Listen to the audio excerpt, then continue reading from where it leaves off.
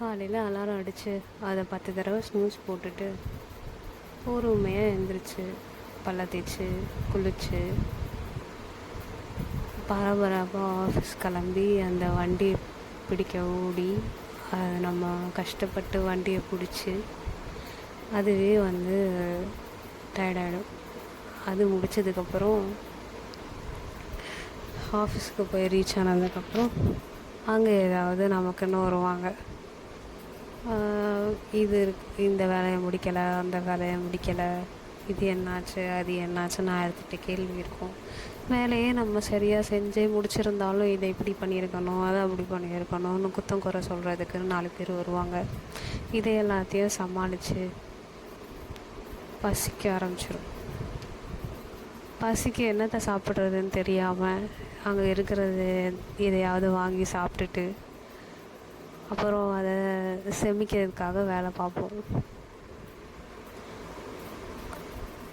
அது ஒவ்வொரு டைமில் வேலை பார்த்து ஸ்ட்ரெஸ் ஆகி கண்டதை ஸ்நாக்ஸ் எல்லாம் வாங்கி சாப்பிட சொல்லி கிரேவிங்ஸ் வரும்.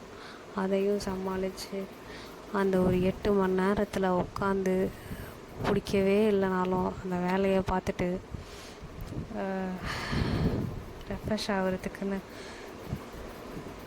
ஒரு டீயை போட்டு திருப்பியும் ஆஃபீஸில் கிளம்பி வீட்டுக்கு வரணும். அதுக்கடுத்து நைட்டு என்ன சாப்பிட்றதுன்னு ஒரு கேள்வி. அதுக்கு ஏதாவது ஒன்று செஞ்சு சாப்பிட்டுட்டு இந்த எல்லாத்தையும் முடிச்சுட்டு இந்த இறைச்சல்கள் எல்லாம் அடங்கினதுக்கப்புறம் அந்த நைட்டு கொஞ்சம் நேரம் இருக்குல்ல, அந்த அமைதி, அந்த சில்லுன்னு காற்று, இந்த வானத்தில் இருக்க அழகான நிலா, அங்கே இருக்கிற நட்சத்திரங்கள்,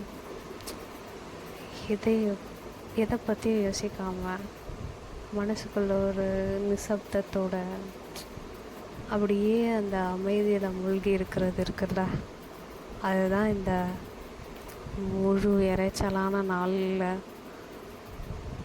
கஷ்டப்பட்டு ஓட்டினதுக்கான ரிவார்டாக இருக்கும். அந்த அழகான இரவை என்ஜாய் பண்ணுவோம்.